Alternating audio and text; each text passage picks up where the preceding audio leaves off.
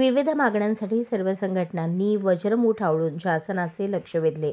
जिल्हा परिषद गेटवर धरणे आंदोलन करत घोषणांनी परिसर दणाणून गेला।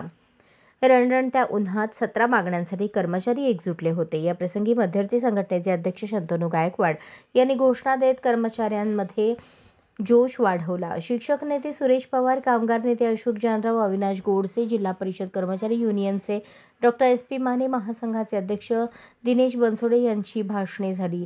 महाराष्ट्र राज्य जिल्हा परिषद कर्मचारी महासंघाच्या वतीने कर्मचाऱ्यांच्या प्रलंबित मागण्यांसाठी जिल्हाधिकारी कार्यालय येथे 6 मार्च रोजी सकाळच्या सत्रात 2 तास धरणे सत्याग्रह करण्यात आले।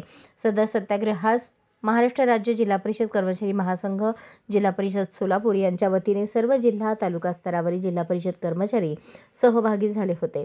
जुनी पेन्शन योजना लागू करणे, जिल्हा परिषद कर्मचारी वेतन त्रुटी, कंत्राटी कर्मचारी यांना कायम करणे अशा एकूण 17 मागण्यांचे निवेदन मुख्य कार्यकारी अधिकारी जिल्हा परिषद सोलापूर यांना देण्यात आले।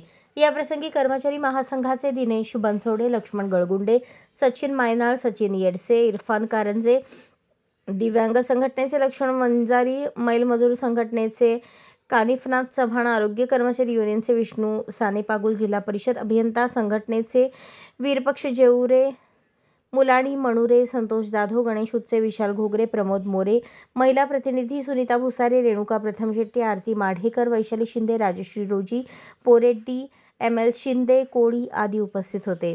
सरकारी, निमसरकारी, शिक्षक, शिक्षकेतर, नगरपंचायत, नगरपरिषद कर्मचारी समन्वय समितीच्या वतीने पूनम गेटवर धरणे सत्याग्रह आंदोलन करण्यात आले। मुख्यमंत्री स्तरावर प्रलंबित मागण्यांसंदर्भात हे आंदोलन करण्यात आले।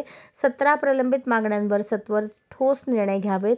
मागण्यांबाबत यापुढेही दिरंगाई होत असल्यास कर्मचारी शिक्षकांना नाईलाजाने तीव्र संघर्ष करावा लागेल आणि हा संघर्ष टाळणे निश्चितच कर्मचारी विमुख राज्य शासनाच्या हाती असल्याचे दिनेश बनसोडे यांनी सांगितले।